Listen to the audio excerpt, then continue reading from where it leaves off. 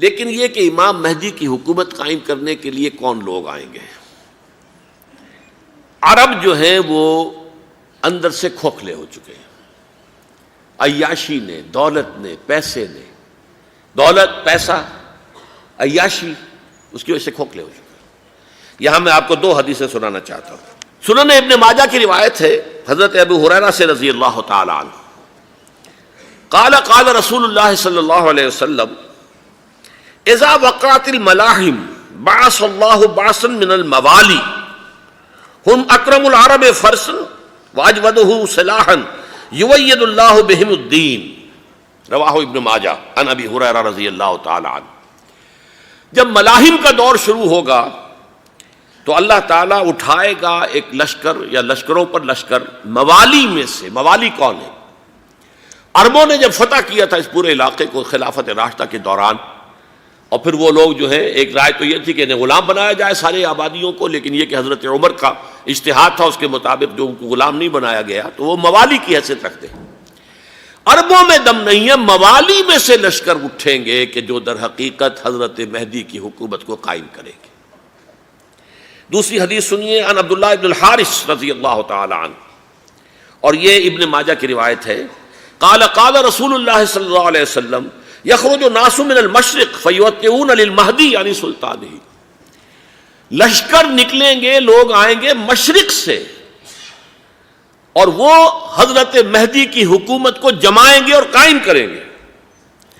اب ذرا نوٹ کیجئے کہ جزیرہ نماء عرب کے مشرق میں کون سے ملک ہیں؟ تین: ایران، افغانستان، پاکستان۔ یہ تین سالڈ مسلم ممالک، مسلم آبادی اکثریت۔ ویسے تو یہ کہ آگے ہندوستان میں 20 کروڑ مسلمان ہیں، لیکن وہ 20 کروڑ جو ہے وہ تو 80 کروڑ کے اندر تحلیل ہو جاتے ہیں غیر مسلموں میں، لیکن یہاں جو معاملہ ہے یہ غالب اکثریت کے۔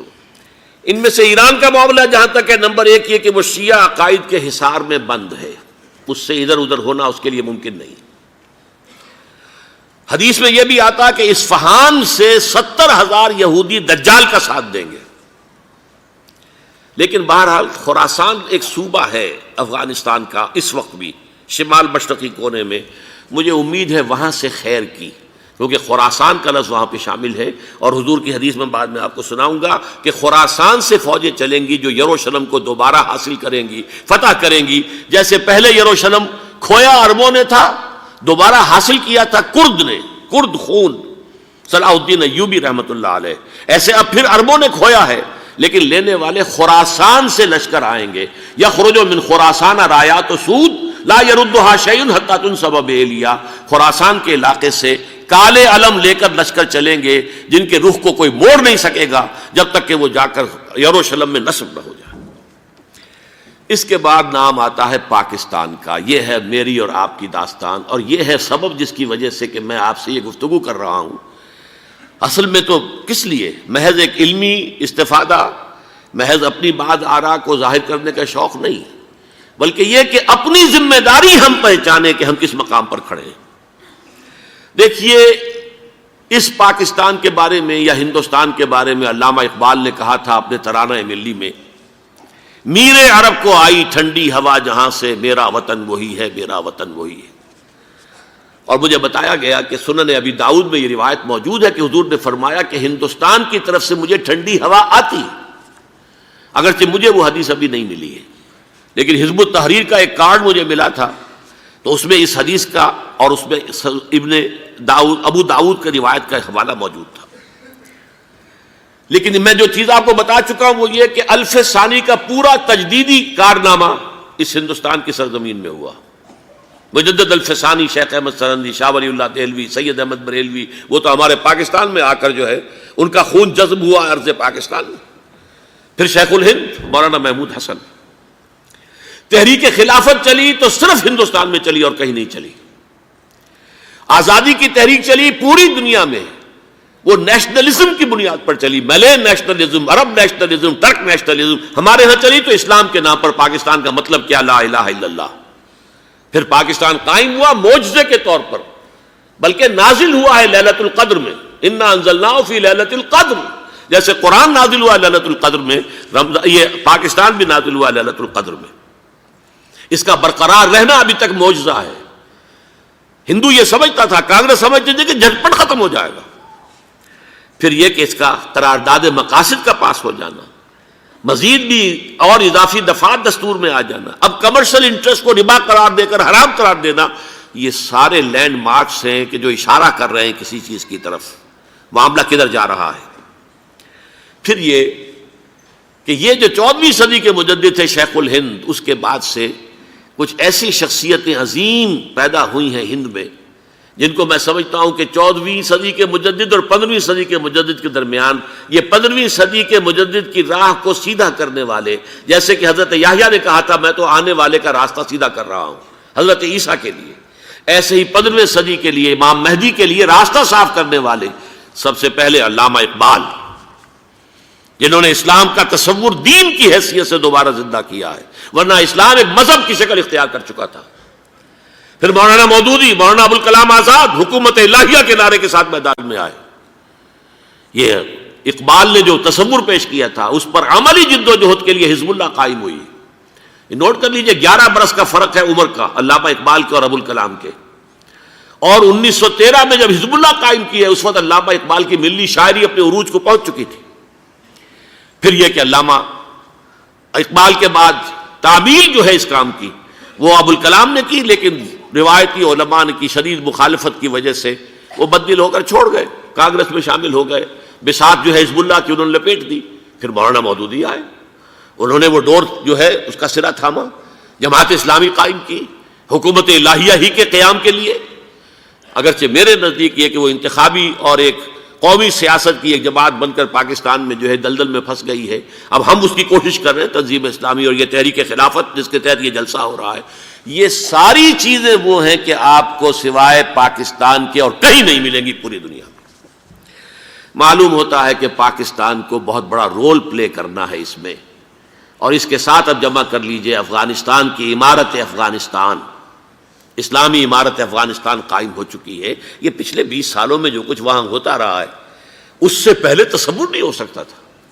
علامہ اقبال کے فرزند بھی دیکھ کر آئے ہیں، تو اگرچہ وہ خود میں سمجھتا ہوں کہ خاصے انہیں آپ لبرل کہیں، آزاد خیال کہیں، لیکن اس درجے متاثر ہو کر آئے تھے کہ انہوں نے یہ کہا افغانستان میں جو میں نے حالات دیکھے ہیں کہ اگر 2-4 اور مسلمان ملکوں کے اندر یہ نظام قائم ہو جائے تو پوری دنیا مسلمان ہو جائے گی.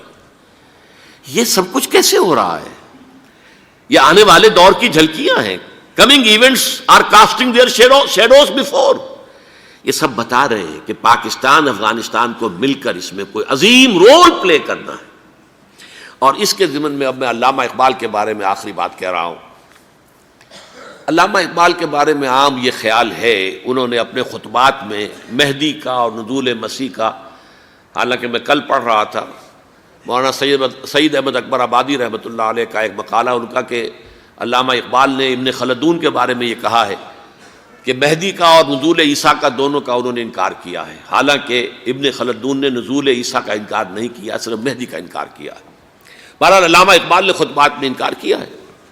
لیکن یہ کہ اپنی شاعری کے اندر میں چیلنج کرتا ہوں کسی بڑے سے بڑے اقبال شناس کو، ان کا یہ شعر ذرا سنیے: خضر وقت از خلوت دشت حجاز آید بروں، کارواں زی وادی دور و دراز آید بروں.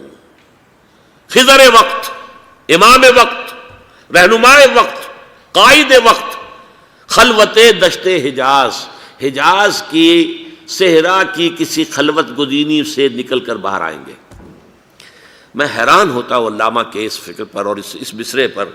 یہاں انہوں نے شیعہ اور سنی دونوں کے کانسیپٹ جمع کر دیے. شیعہ کا کانسیپٹ یہی چھپے ہوئے کسی غار میں وہاں سے برآمد ہوں گے، اور ہمارا کانسیپٹ میں ام سلمہ رضی اللہ تعالیٰ عنہ کی حدیث سنا چکا، چھپے ہوئے ہوں گے وہ وہاں پر، مدینے سے نکل کر آ کر مکے میں چھپ جائیں گے. اس خانہ جنگی کی حالت میں لوگ ان کی طرف دیکھ رہے ہوں گے، سوچتے ہوں گے انہیں میدان میں آنا چاہیے، کوئی پارٹ پلے کرنا چاہیے، امت کی رہنمائی کرنی چاہیے، لیکن وہ چھپیں گے، وہ کارے ہوں گے، وہ اس ذمہ داری کو قبول نہیں کرنا چاہیں گے، جا کے چھپ جائیں گے مکے میں. وہاں سے مکے والے انہیں نکالیں گے، اور وہ کارے ہوں گے، انہیں بالکل یہ پسند نہیں ہوگا کہ یہ ذمہ داری اٹھائیں. تو خضر وقت از خلوت دشت حجاز آیت بروں، کارواں زی وادی دور و دراز آیت بروں. کارواں جو چلے گا ان کی مدد کے لیے اس وادی دور و دراز، اس زی عظیم وادی دور و دراز، یہ وادی سندھ ہے۔ وادی سندھ جو ہے ہم سمجھتے ہیں کہ صرف یہ پاکستان اور پنجاب جو ہے یہ اس میں شامل ہے، سندھ اور پنجاب نہیں، افغانستان کا پورا مشرقی علاقہ اس میں شامل ہے۔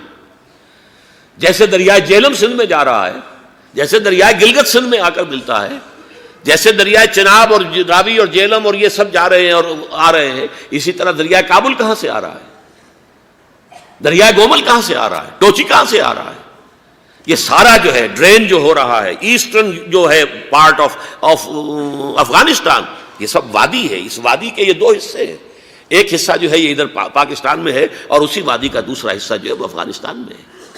کارواں زی وادی دور و دراز آیت بروں، کارواں چلے گا یہاں سے، یخرج ناس من المشرق یؤتون للمہدی یعنی سلطان ہی، مشرق سے فوجیں چلیں گی کہ جو مہدی کی حکومت قائم کریں گی، اور یخرج من خراسان رایات و سود، اور خراسان سے سیاہ پرچم چلیں گے کہ جن کا رخ کوئی موڑ نہیں سکے گا، حتیٰ تنصب بإلیہ، یہاں تک کہ وہ جا کر یروشلم کے اندر نصب ہو جائیں گے۔ حضرات، میں ایک میری گفتگو کا حصہ باقی تھا لیکن میں اسے چھوڑ رہا ہوں، اس لیے کہ گلوبلائزیشن جو اس کی ہوگی، جو خلافت علی منہاج النبوہ کی تجدید کامل حضرت مہدی کے ہاتھوں عرب میں ہوگی، اس سے پہلے اس کے لیے محنت، کوشش، جد و جہد پاکستان اور افغانستان میں ہو چکی ہوگی جو اسے سپورٹ کرے گی اور وہاں جا کر حکومت قائم کرے گی۔